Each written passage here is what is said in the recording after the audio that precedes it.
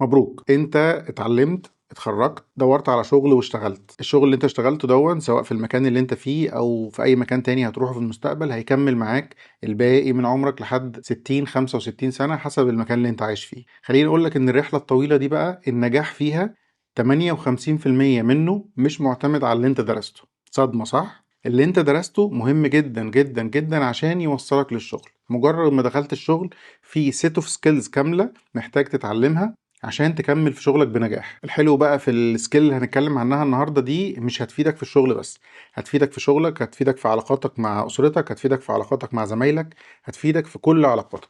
وزي ما احنا عارفين العلاقات مورد مهم جدا من مواردنا الشخصية اللي هم الوقت والمجهود والفلوس والعلاقات. دي الموارد اللي احنا دايما بندفع منها في مقابل الحاجات اللي احنا عايزينها، سواء اذا كان اللي احنا عايزينه ده نجاح او حاجة بنتمنى نحصل عليها. ايه هي بقى السكيل دي؟ المهارة دي هي الايموشنال انتليجنت او الذكاء العاطفي. لو عايز تعرف عنها اكتر ريح ظهرك واديني انتباه 5. اول مشكلة بتواجهني انا شخصيا لما باجي اتكلم على موضوع الذكاء العاطفي هو اسمه الذكاء العاطفي. ليه؟ لان انا كلمة عاطفي عندي بتريجر شكل معين من العاطفة اللي هي عاطفة الحب، عاطفة الامومة، الحاجات الرومانسية يعني. لكن لما بستخدم المصطلح الانجليزي اللي هو الايموشنال انتليجنت، كلمة ايموشن هنا لا عندي انا في الوعي بتاعي، واعتقد هتبقى عندك انت برضو، مرتبطة بكل انواع المشاعر: الغضب، الفرح، القلق، الغيرة، وحتى الحسد. فانا عشان اتجنب اللغط نستخدم المصطلح الانجليزي اللي هو emotional intelligence. الموضوع كبير شوية فياخد مننا اكتر من حلقة، واول حلقتين هيكونوا عن الايموشن والايموشن انتليجنت. لان قبل لما اتكلم عن الايموشن انتليجنت لازم افهم الاول ايه هي الايموشن. الايموشن هي رد فعل طبيعي عن حاجة بتحصل جوانا او حوالينا. يعني جوانا بمعنى افكارنا، ذكرياتنا، حاجة مصدرها داخلي وممكن تعمل تريجر لايموشن زي السعادة او الحزن او القلق. اللي حوالينا هي كل المواقف اللي احنا بنتعرض لها كل يوم، سواء في الشغل او في البيت او في اي مكان. حد اتكلم معاك باسلوب ما عجبكش، موقف حصل في الشغل حسسك بالقلق او حسسك بان انت وظيفتك في خطر، او حتى الاحداث العالمية، الحروب والمجاعات والاوبئة اللي بتحصل حوالينا وبتوصل لنا عن طريق الاخبار دي، كمان بتصير عندنا مشاعر كتير زي القلق والخوف، وقليل قوي لما بتصير مشاعر زي الفرح. كمان لازم نقول ان الايموشن ليها انواع متعددة وكمان درجات متعددة. يعني في استمتاع، في فرح، في حزن، في قلق، بس جوه كل نوع من الانواع دي في درجات. مش هندخل في الموضوع ده دلوقتي، هنرجع له بعدين. مهم قوي نبدأ بكود هيوضح لنا طريقة رؤيتنا للمشاعر، وهو ان المشاعر حالة بتحصل لنا مش حالة احنا عليها. طب يعني ايه؟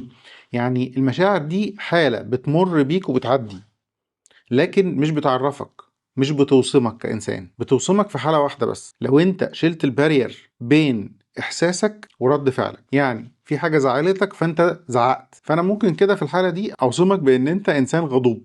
وجزء كبير من الايموشنال انتليجنت هي ان انا ازاي اهندل مشاعري بدون ما اخد ردود افعال تاثر على علاقاتي باللي حواليا وتاثر على كاريري وتاثر على حياتي الشخصيه والعمليه. وهو ده اللي احنا هنتعلمه ان شاء الله مع بعض في السلسله دي. اول سؤال المفروض نساله لنفسنا هي ليه المشاعر مهمه قوي كده؟ ليه التعامل معاها بالشكل الصحيح مسؤول عن 58% من نجاحي في شغلي؟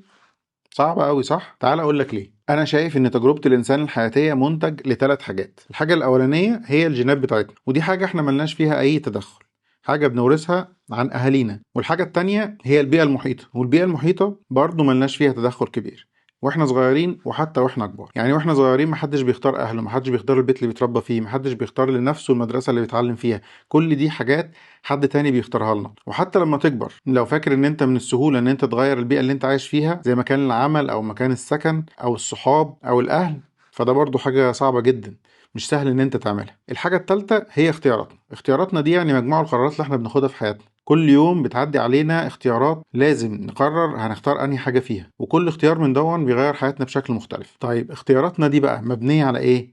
جزء كبير جدا من اختياراتنا مبني على الحالة الشعورية اللي احنا فيها وقت ما بناخد القرار بتاع الاختيار ده.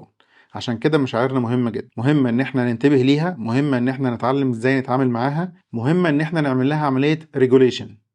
ريجوليشن يعني ضبط. عملية الضبط دي مش تجاهل، مش كبت، لان الاتنين دول تقدر تقول ان هم حاجه هيضروك على المدى القريب والمدى البعيد. فاللي احنا هنتعلمه في السلسله دي ازاي نعمل ايموشنال ريجوليشن. طيب المشاعر بتاثر على ايه تاني؟ زي ما قلنا في الاول، الايموشن بتوجه انفعالاتنا، بتوجه ردود افعالنا، فبالتالي التعامل بشكل جيد مع مشاعرنا هيأثر كتير جدا على انفعالاتنا وتصرفاتنا مع اللي حوالينا، سواء اذا كان في البيت او في الشغل او في المدرسه او في الجامعه او في اي مكان انت بتتواجد فيه. تاني حاجه، المشاعر بتوجه انتباهنا لحاجات مهمه بتحصل في حياتنا، وبتقول لنا خلي بالك في حاجه في المنطقه دي محتاجه انتباهك. طبعا مش محتاج اقول لك ان المشاعر مهمه جدا للعلاقات الاجتماعيه الصحيه، سواء بينك وبين اسرتك او بينك او بين زمايلك او بينك او بين اصدقائك. والاهم واللي احنا قلناه قبل كده ان المشاعر بتاثر بشكل مباشر وقوي جدا في اتخاذ القرارات. طبعا قراراتنا هي اللي بتوجه حياتنا، سواء في اتجاه مرغوب او غير مرغوب. السؤال التاني اللي احنا مهم نجاوب عليه هو ازاي احنا بنعيش حاله المشاعر دي. عايزين نفهم ازاي انا لما بحس بالغضب ايه اللي بيحصل،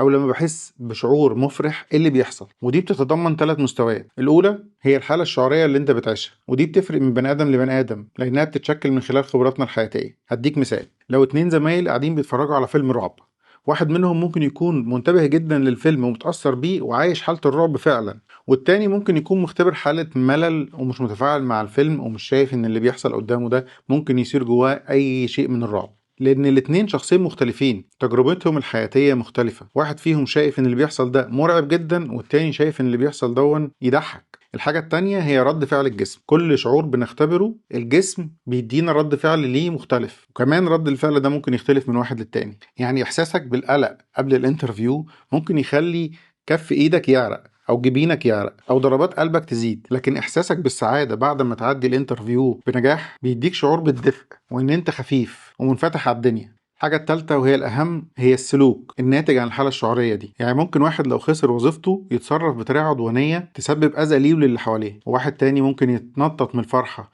لما يجيله جواب التعيين. النهاردة احنا اتكلمنا عن المشاعر، ايه أهميتها، ازاي بنختبرها، وايه ال3 ليفلات اللي احنا بنمر بيهم واحنا بنختبر أي شعور. الحلقة الجاية إن شاء الله هنتكلم عن الايموشنال انتليجنس، ايه هو وايه المهارات اللي لو اكتسبناها نقدر نقول على نفسنا ان احنا أذكياء عاطفيا. والحلقات اللي بعد كده هناخد كل مهارة على حدة نفصصها ونعرف أبعادها ونعرف إزاي نكتسبها. طبعا مع كل مهارة هنتعرف على تدريب عملي نعمله عشان نقدر نلاحظ التقدم بتاعنا في اكتساب المهارة دي. مجموعة الحلقات دي أنا شايف إنها مهمة جدا. لما أنا اتعرفت على المعلومات اللي فيها وحطيتها في موضع التنفيذ فادتني جدا جدا جدا، خصوصا في حياتي العملية في الشغل. يعني أتمنى إن أنت كمان تستفاد منها. بس كده، سلامات.